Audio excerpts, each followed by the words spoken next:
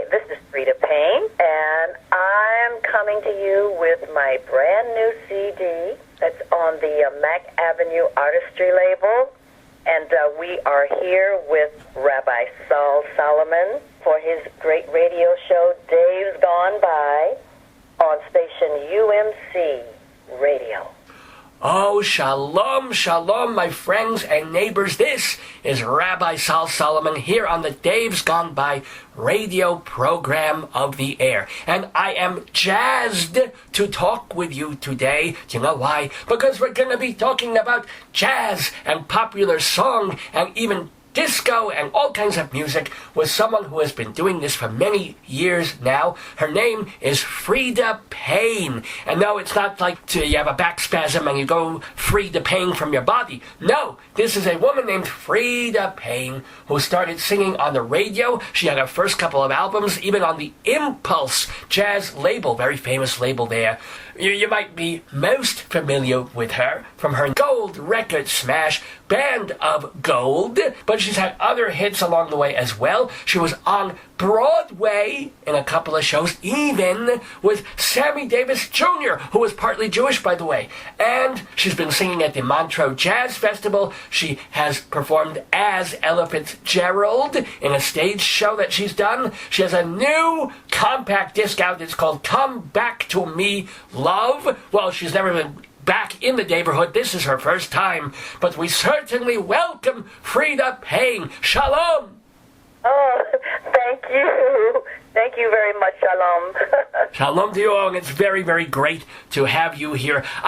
For people who just kind of know you from the disco pop era, a Band of Gold, it would be interesting them to know that you really started more in jazz and have come back there in later years. But take us through. How did you start singing to begin with? Well, I didn't know I had any real talent until I was 12 years old. And I had been taking piano lessons at home. My mother had a lady come in and give piano lessons to me once a week, both my sister and I. And that started when I was like about 7 or 8 years old. She wanted to listen to my voice to see if it was good enough to sing in an ensemble group for the next forthcoming piano recital. Well, she listened to my voice.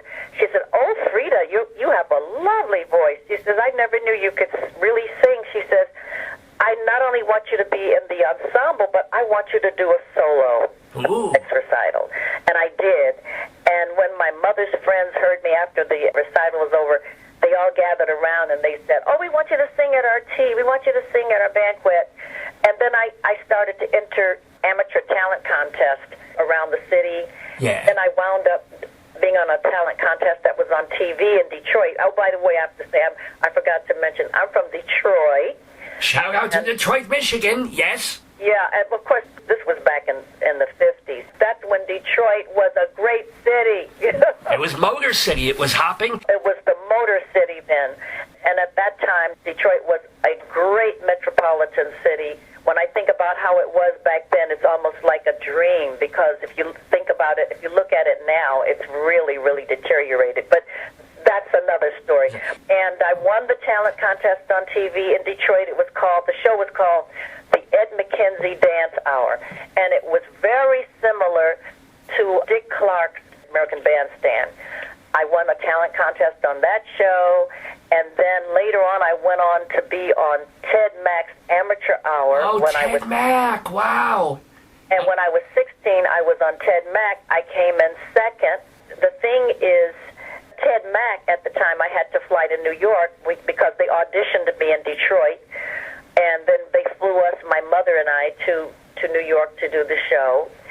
At the time, Ted Mack was the top #1 talent contest, which now would be like American Idol or The Voice. Let me ask you a quick question. Do you remember who came in first on the Ted Mack show that you were on, and did they ever become as famous? I don't remember the guy's name, but he was an Italian tenor. Yeah. He was going up for his 3rd win. Oh. It was strong competition.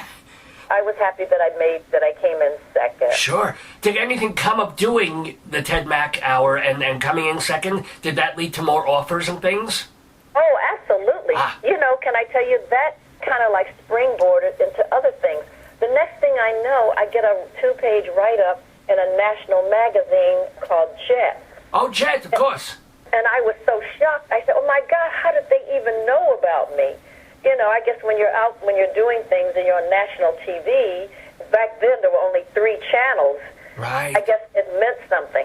And then also I became a member of a radio show back in Detroit on station WJR, emanating from the Fisher Building, and it was called Don Large's Make Way for Youth.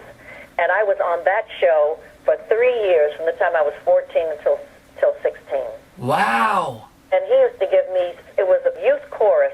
He would select me frequently to do solos, but primarily it was a youth chorus. And I did that, so you asked me how I got started. Sure, yes. I think I answered that.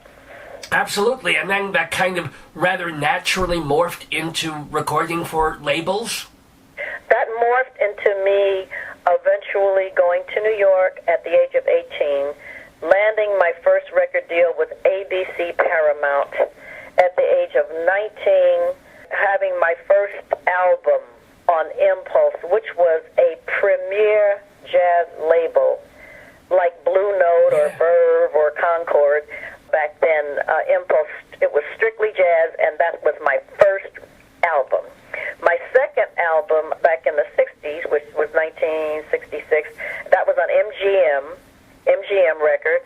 Oh, yeah. And that album was kind of like middle of the road. The orchestrations were done by a iconic jazz musician. His name is Benny Golson.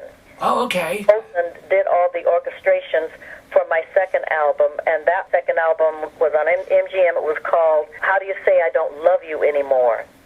The Impulse album is called After the Lights Go Down Low and Much More. Yeah, that has been re-released, and it's widely available, as a matter of fact. Yeah, you can get that one.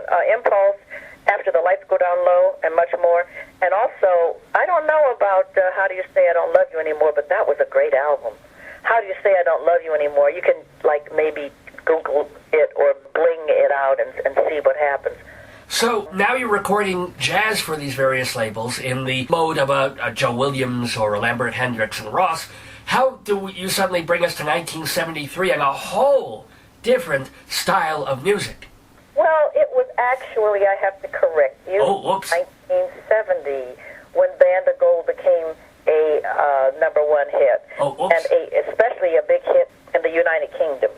I didn't realize it was that early, so that's only about 2 or 3 years between doing jazz standard type stuff and doing the nascent birth of disco there. So what happened? What happened? Yeah. Well, what happened was I was living in New York. I was still living. I told you, I mentioned that I moved to New York when I was 18, so I was living in New York. And you didn't do college, right? Did you skip college? Yes, I did.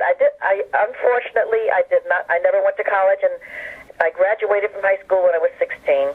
I got to audition for Duke Ellington himself. He auditioned me himself. He wanted me to sign for 10 years. He offered a 10-year contract to me to be his band singer when I was 17 years old. I got to sing with the band a couple of guest spots a couple of times. We turned the deal down because we had a neighbor who was a top attorney in Detroit, and he was also a good friend of my parents. And he read the contract, and my mother read the contract. And they wanted to change some things, and Mr. Ellington didn't want to change anything. And so my mother said, well, Mr. Ellington, what if you make my daughter becomes a big star working with you, let's say, in about 5 years, and she can command many, many, many more times what you're offering to pay in the contract. Would you adjust her salary? He said no. And so it was little petty stuff like that. And actually, had you stayed with him, you would probably not be famous. Well, what do you think? Regrets? You know what? I trust God, and I don't think about what could have or could have been. But there are many more instances in my life where I could say what could have been or what might have been. Believe me. And that's not the only one. There are others. There are other stories I have in my, let's say, my memory book. Well, let me ask, aside from being a hard ass when it comes to contracts, any other memories or your dealings with Duke Ellington? I remember meeting my mother and I. We drove, along with my pianist mentor, Mac Ferguson, we drove to Pittsburgh because when I first met him in audition, it was in Detroit at home, in my hometown. And he said, I want to hear you sing with my band. He says, we're leaving Detroit in the morning to go to Pittsburgh, Pennsylvania, where we're performing at a nightclub called the Holiday House. It was a hotel, but they had a dining room that turned into a club at night. Uh-huh. He said, if your mother can bring you to Pittsburgh, that would be great. We did. My mother and I, and we drove to Pittsburgh. I performed with him. As a matter of fact, I got a chance to, I remember that afternoon talking with Mr. Ellington, and then we went for a walk through, I guess, a little courtyard outside the hotel, and up walks, we run into a man with glasses, and his name was Billy Strayhorn. Oh, my God. Okay, the arranger, yeah? Billy Strayhorn, the great arranger and songwriter himself. He wrote A-Train. Oh, yes. He also wrote Lush Life. Lush Life is one of the formidable jazz ballads, of the 20th century. Anyway, I got to meet Billy Strayhorn. I thought that was a real pleasure for me. Even at my young age, it did resonate, and then years later, then it really resonated. I got to meet Billy Strayhorn.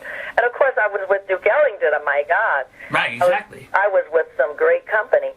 He was an interesting man. He was in a way, sometimes there was a part of me that I kind of wish that maybe I could have worked with the band on, like maybe for a couple of years or something like that, and try to get out of the contract. Yeah, if your next-door neighbor lawyer was that good, he could have probably wiggled you out after a couple of years for a loophole. Yeah, probably, but back then, I'm the kind of person we don't, if somebody says, oh, okay, if we're going to fight about this, let's forget it, So we just kind of went on. So I went on, and that's when I went to New York at 18, and then that's when I got to meet Quincy Jones. Oh. I met Quincy Jones. A year later, he called me up and says, I'm going into the Apollo with my big band, and we're backing up Billy Eckstein, and we've got Red Fox, the comedian, and Coles and Atkins. That's Honey Coles and Charlie Atkins. Whoa. The tap dance duo. And I'd like to book you as the vocalist for the show. And that's how I got to work with Quincy Jones. Now what year was that? Oh, I'm saying around 64. Oh, so this is in the early period. Yeah, this is my early track record. Now, we're talking with Freda Payne here in the neighborhood, and I keep pushing you towards the 1970s and that era. But before I get to that, I also do want to ask, the 1960s turmoil, you're going around the country singing, doing these gigs. Did you encounter any racism if you were going down below the Mason-Dixon line? I encountered racism in the 50s. I encountered racism all along. I was born in the 40s, but I was a mere child. The 50s, I encountered racism when we went to visit some relatives in Louisiana, especially Louisiana. And I remember we drove from Detroit down south to the state of Louisiana. I remember we had to drive through Mississippi, and I remember my stepfather, because my mother divorced my father, my real father, when I was 3 and a half, and so my mother remarried when I was 6. And I remember when we drove through Mississippi, our stepfather said, now when we drive through Mississippi, we're not going to stop that often. He says, because they're very prejudiced and can be dangerous. And so we stopped in a city called Jackson, Mississippi. Yeah. And we went to the black area. Oh. Where we went to a restaurant and, had dinner and refreshed ourselves and all that, and then we left, we went on. I remember that very, very vividly. And then another time in the 50s, and this was, I'm talking about early 50s. This was in Houston, Texas. And then we drove to Galveston, and we went to the beach in the Gulf, and there was a segregated area. It was like the white side, and then there was the colored side. And then we had our separate locker rooms and everything. I went out on the pier, and I looked, and I said, to my right is the white side, on the left is the black side. And I said to myself, who the hell do they think they are? I must have been like probably at that time, I think I was 9, about 9 or 10. Yeah. And I was it disgusted me. I said, who the hell do they think they are? They pee and shit just like me. What's the big deal? Hopefully not peeing and Because when I really realized that, all this stuff was BS, and it was just a matter of one race putting themselves above another race and enforcing it with cruelty and taking away the self-worth of the other race. And at some point, something's got to be done. Also, I remember the incident when Emmett Till was lynched. I was 12, and when I saw the pictures of what he looked like in his casket, it was an open casket, but it probably should have been a closed casket. But I think the fact that it was an open casket revealed the terror and the horror of what man can do to another man. In this case, it was a boy. And I just felt that, I said, I don't understand why a bunch of men just don't, drive down there with machine guns and just kill everyone, just blow them away. I didn't understand it. That was a part of me that, in my own mind, I was thinking like that. Well, did you get politically active in the late 60s? Did you do any marching? I never did any marching. I never did that. Okay. I never did that. Well, you were busy singing, of course. I was busy singing. I remember I was at the airport. I remember I was at the airport. I might have been the first time I met Dick Gregory. Oh, and wow. This was in the 60s. I was at the airport because I was working in Atlantic City at a club called Club Harlem on Kentucky Avenue. It's either an airport or a bus station. I'm trying to remember now. And up walks Dick Gregory, and he introduces himself, and he says, "You going to the march?" I said, "What march?" He said, "The march in Washington." This was Dr. King, the march in Washington, when Dr. King gave his I Have a Dream speech. And I said, "No, I'm going to Atlantic City." I'm working. I'm singing in a nightclub. Is that one gig you wish you could have traded? To tell you the truth, no. Okay. Because that's what I was supposed to do. I was contracted to go to Atlantic City. And in other words, if somebody had said, "Freda, let's go to Washington and be a part of this march," maybe I would have done that. But there was no situation like that. Sure. I wasn't in that kind of environment at that time. I didn't have friends who were going to Washington to the march. So let's move with Freda Payne out of the 60s and now into the 70s. You're in New York. How do you get this huge hit record from your friend? Which was it, Holland? Okay, how that happened. I was living in New York, and I was staying up on Central Park West and 97th Street in one of those nice high-rise apartment buildings. And I get a call one afternoon from a lady who was also a singer herself. Her name is Tamiko Jones. And she was living in, I think, the two buildings down, and it was called Central Park West. Oh, yes, of course. A big complex, Central Park West. And she said, "Freda, an old friend of yours is here visiting, and he just came by, and he wanted me to call you to say hi." And I said, "Who is it?" She said, "Brian Holland." I said, "Oh, Brian." And so she put him on the phone, and he said, "Are you busy?" I said, No, I'm not busy. I wasn't doing anything. He said, "Why don't you come by and say hi?" So I said, "Sure." So in the meantime, I go over there, and because I knew Brian, we went to high school together. But since then, he had become a very famous part of a producing writing team, Holland, Dozier, and Holland. Right. At Motown. We hugged and all like that, and he said, "Well, what are you doing?" I said, I'm singing and doing nightclubs, and, he said, "Do you have a record deal?" I said, "Well, I had one. I was with ABC, Paramount, and then I did this jazz album on Impulse, but then now that contract ran out, and I don't have a record deal now." He said, "Are you being managed by anyone?" I said, "I was. I said I had a manager for about 5 years, but I'm not with him anymore." That was Joe Scandori, by the way. Okay. And I then said, no, I don't have a contract with Joe anymore. That contract ran out. He said, well, we left he says, we just left Motown. We formed our own label. It's called Invictus. And we're just kind of like getting started. And we thought maybe you might be interested in coming with us. So I said, why not? yeah. Yeah, sure. So I got on the phone with his brother, Eddie, who was Eddie Holland. Right. Who was sort of like became the president of the company. You know, we talked, and they flew me into Detroit, which is my hometown, because all my parents were alive, and my mother, you know, still lived there with my stepfather, and my sister is still back there. So I was happy to come home and sign contracts with them and recorded with them, and the rest is history.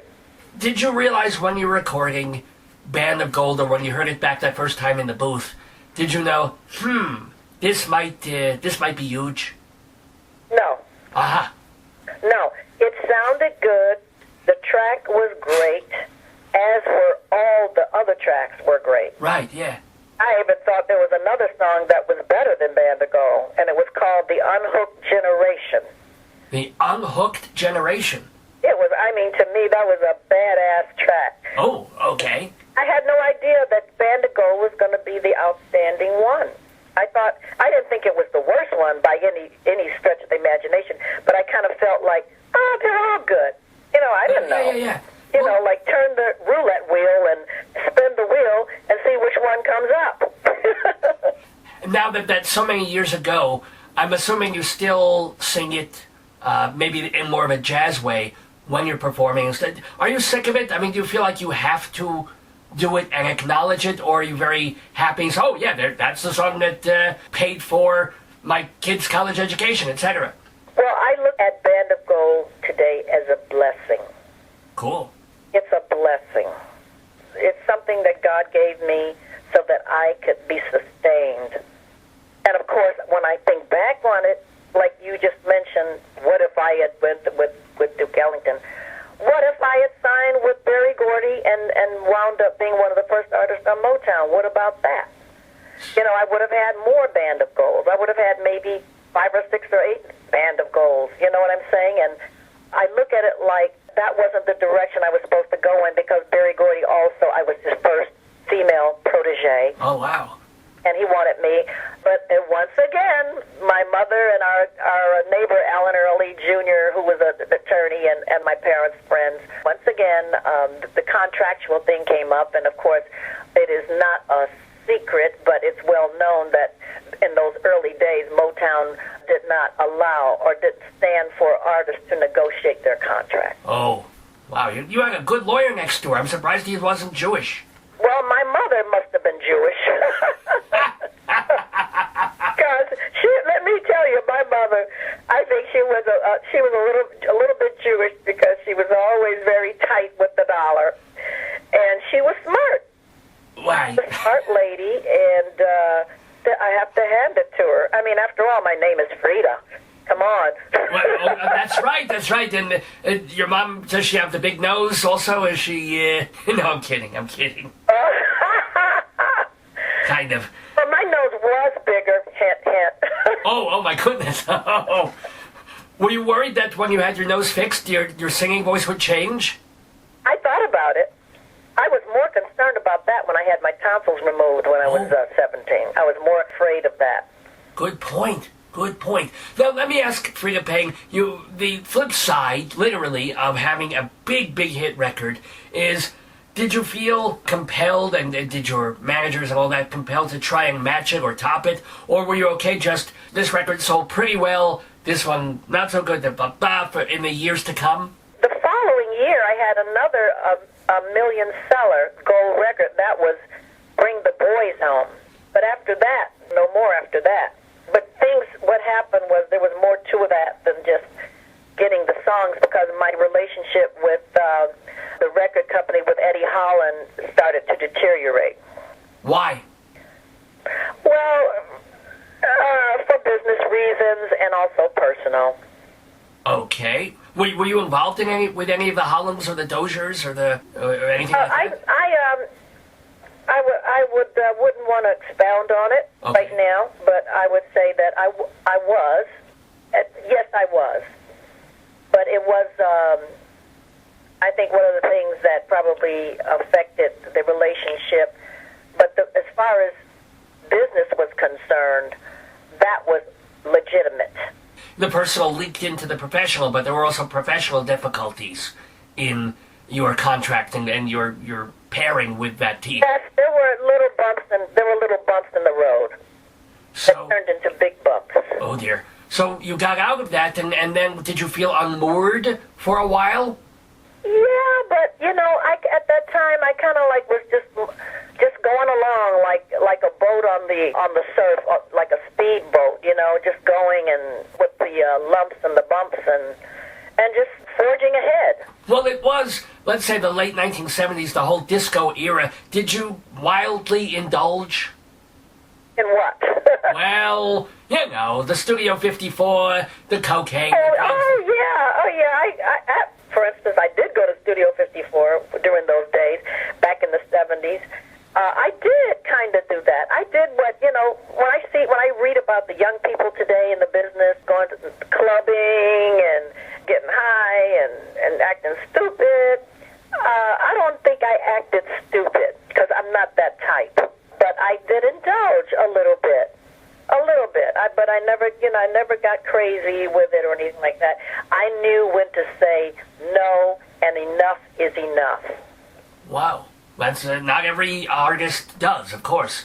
No, I know. I'm a Virgo, by the way, and I have a thing about me where I like to see things the way they should be. There's a part of me that wants to see reality, clarity, and sobriety. Must have been a little tough in the disco era, but after that, you can't... Well, it was okay. Nowadays, I'll put it this way, this big thing about the political thing about the marijuana being made legal and for medicinal purposes and what have you, blah, blah, blah. All I got to say is that marijuana can irritate your throat. Anything that you smoke, that you burn up and take heated smoke into your lungs, not going to be too good for you, Not too good. I don't think it's great medicine. I put that on the shelf. And speaking of good for you, you're a yoga advocate, aren't you? Yes, I am. I've been doing yoga since 1973. Oh, my goodness. Wow, nobody was doing yoga except Lilius back then. What got you into it? I was going to this spa, this exercise. It was called a spa. It was on Hollywood Boulevard in La Brea, and I was living in an apartment directly catty-corner across the street called the Hollywood Versailles Towers. And this place was just across, so I just had to walk across the street. It was an exercise gym for ladies, for ladies only. I did my exercises, and then I was in the lounge, and the owner of the spa walks up to a bunch of ladies we were sitting in the lounge. She said, "Ladies, we have a young man here from Calcutta, India, and he's teaching a yoga class. Why don't you come and try it out, see if you like it?" And the teacher was Bikram Chowdhury. It was not Soupy, he was Chowdhury, okay. Bikram Chowdhury. Yeah. And he was there teaching a yoga class. He had on he didn't have his little tights on, his little skivvies, Speedos. He had on a pair of slacks and a plaid cotton shirt. And he taught his class. And I went back another day, and another day, and another day. And then I heard that he sent a message. She said, "Oh, he's moved his class to the Ambassador Hotel, in a larger space." And so I started going to the Ambassador Hotel. And that's when I met and I saw people like Shirley MacLaine and not Ursula Andress. Eartha Kitt, maybe? Raquel Welch and people like that, and some other, quite a few other very nice people. And then he formed his first yoga school. Well, when you do yoga now, do you still go to classes, or do you just do it at home yourself? Oh, no, I go to classes. I don't go to Bikram anymore because Bikram is known for the hot yoga. Right. Oh, right. It's always been the hot yoga. Well, guess what? The hot yoga is not compatible with my body chemistry anymore. I used to be able to take it, like no problem. And all of a sudden, I started noticing that it was getting more like a struggle and not very. It was getting hard to stay in the room with all that heat. Yeah. And I would sometimes faint or physically throw up. Yeah, that's not. If you're vomiting during exercise. And have that happen, my body was trying to tell me something. It's time to change. I had to move on. Now, speaking of throwing up, I do have this question about an album that you did back in 1995. How on earth did you come up with Freda Payne sings the unauthorized I Hate Barney songbook about Barney the dinosaur? Talk about vomititious. Well, my dear, you want to know? I'll tell you what. The label was Dove Audio. My dear friend, he's departed from us now. His name was Michael Wiener. Michael was an old friend of mine from back in the 70s. I knew him back around 1973. Uh-huh. And then he formed his own label, book publishing / recording company.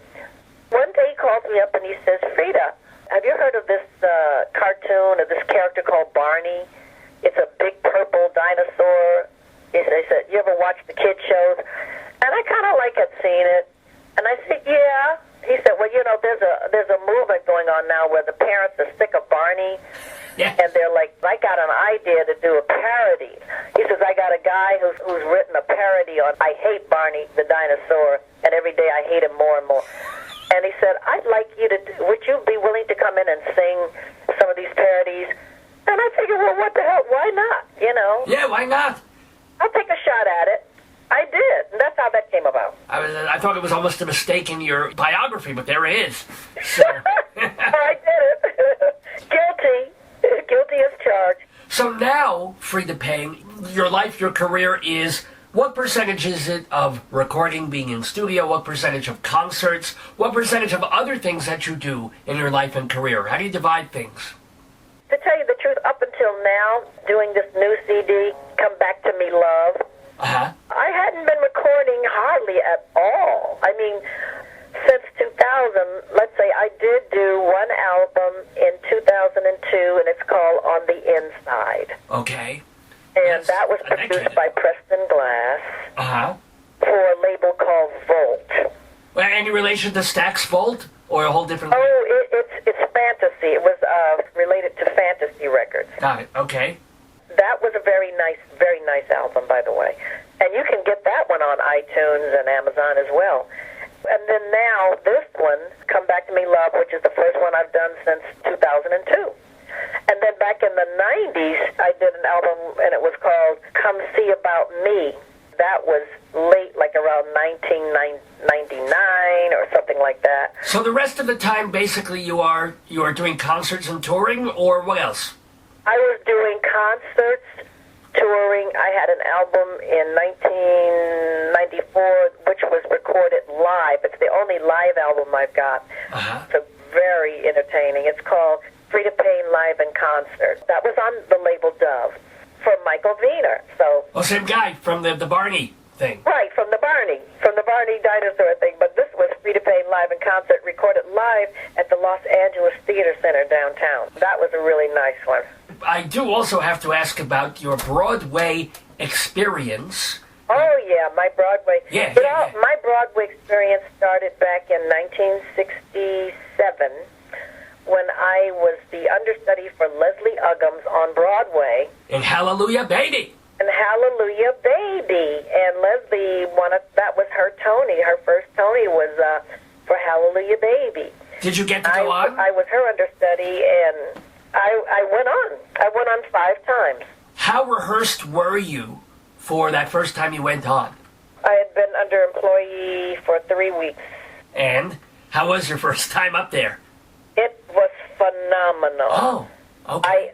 They knew that she had, I think, was having a minor surgery procedure done, and they knew about a week or 5 or 6 days beforehand that she was going to be out. So I really dug in and prepared. I went on, and I got a standing ovation. Mazel tov, mazel tov. Now, after Hallelujah Baby, what other Broadway assignments did you have? I had, After Hallelujah Baby, I did Lost in the Stars. Oh. And that wasn't on Broadway, though. That was for the Equity Theater. And then my next Broadway show, it wasn't on Broadway, but it was a Broadway hit musical, and that was Duke Ellington's Sophisticated Ladies. Right. That was in Vegas, and it was an 8-month run, Desert Inn. I did that. I've done 7 or 8 companies of Duke Ellington's Sophisticated Ladies, both here in the United States and in Europe. Then I did Ain't Misbehavin'. Right. I did a company of that with Della Reese, Linda Hopkins, Ted Ross, and Lonnie McNeil. Okay. We did a tour back east. We did theaters in the round. And then I did, getting into the 90s, I did a show, a musical. It was called The Blues and the Night. And that was adapted and created by Sheldon Epps, who is now the artistic director for the Pasadena Playhouse here in California. Yes. And I've done 7 companies of The Blues and the Night thus far. One thing that you're listing on for Broadway is that you did a special concert engagement with Sammy Davis Jr. Oh, yeah. That was like a concert, right. We did, it was the Eurus Theater. I was with Sammy. Also, the Nicholas brothers were on the show. Oh. You know, Harold and Fayard, they were on the show. And so was I. I did quite a few engagements with Sammy Davis. Any stories about him? Any anecdotes? Oh, my God. You don't want to know. Yes, I do. I was going to say, Sammy was and still is to this day one of the greatest performers all around that ever lived. He was a great singer. He was a good singer. He was a great tap dancer. He was also a very good actor.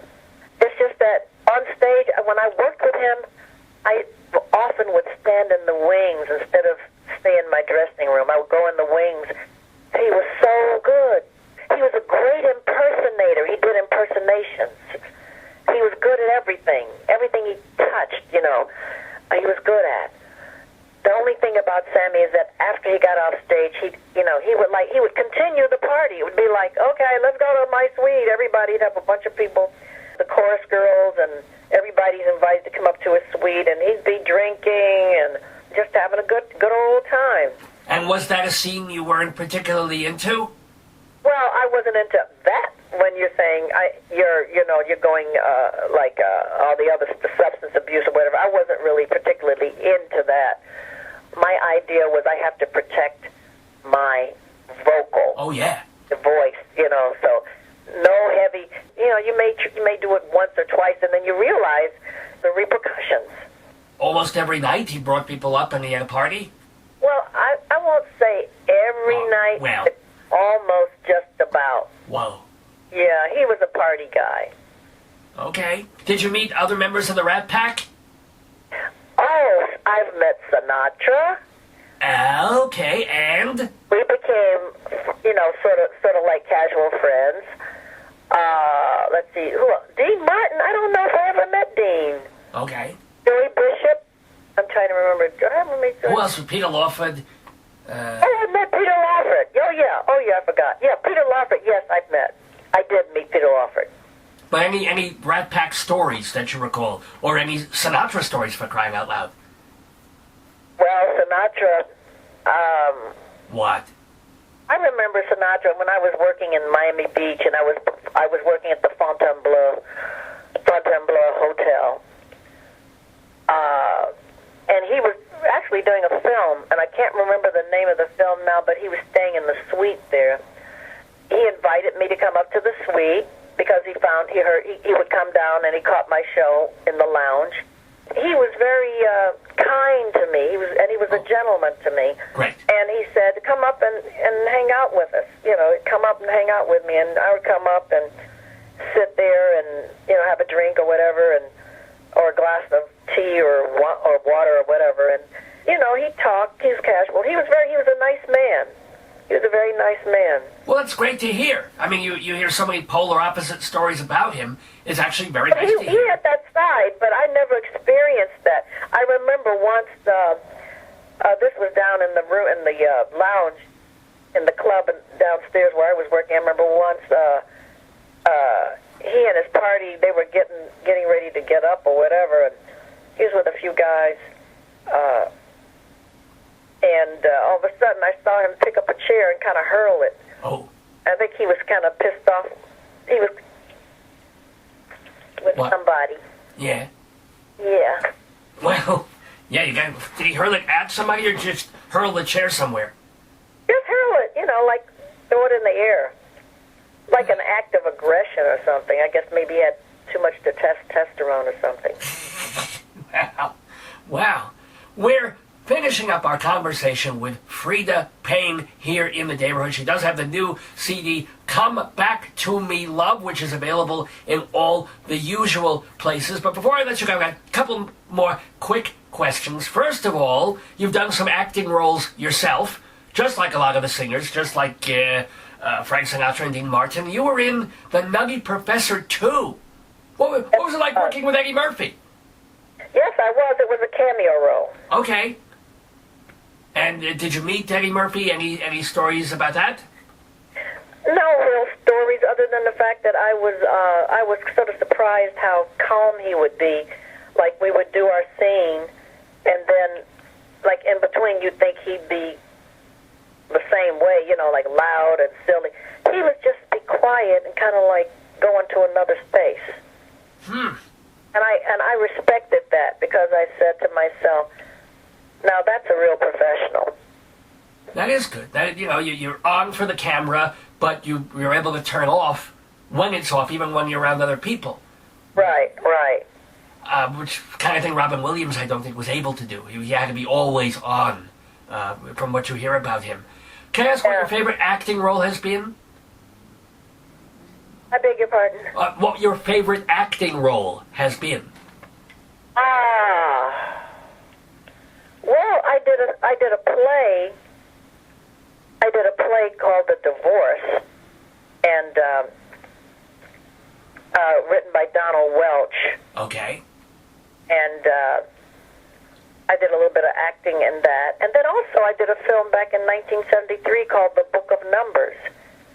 And that was nice, but I criticize myself so much. And when I watch a clip from it, I say to myself, "Oh, wow, I could have done that differently, or I could have done that a little. Maybe I should have been more relaxed or whatever." I'm my own worst critic.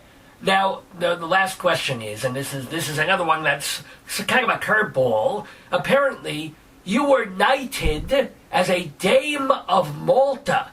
And all I can ask is, what the hell? What is that? What? Well, Dame of Malta, yes. That occurred in 1974 in New York at the Fifth Avenue Presbyterian Church, and it was the ecumenical order of, not the Catholic order, which is the one that most people really recognize and get most of the credit for. That's done by the Queen of England. Right. But this was the Sovereign Military and Hospitaller Order of St. John of Jerusalem, Knights of Malta. It came about through some friends of mine that Prince Basaraba von Brakovan and his wife, and that's how it all happened. I remember there were several people who got knighted and women who dubbed a dame, along with myself that day. Huh. I just keep petitioning to become a dude of Malta, and they keep rejecting it. It hasn't happened for me. But so many good things have happened for you, Freda Payne, and I'm thrilled about this. And oh, by the way, you mentioned, since you talk about the play Divorce, and you were divorced years ago, are you remarried? Are you single? Are you dating? What's your status? I am single. I was divorced back in 1981. Have you been out there looking, or you don't care at this point, or what? I've had relationships, boyfriends. Okay. I'm not right now. I'm not in an active relationship, but I don't right now. I'm sort of like don't care. Okay. If the right guy comes along, fine. If not, I'm okay. Well, you are more than okay to us, Freda Payne. You are wonderful. Everybody get her new CD and also download all the older CDs that she was talking about. What's your website again, please? FredaPayne.com. And it's Freda, Freda. Freda Payne with a Y. Yeah. .com. What a delight having you in the neighborhood talking with us. Many more years of health and singing and good choices for you. Thank you so much. Thank you. Shalom now. All right.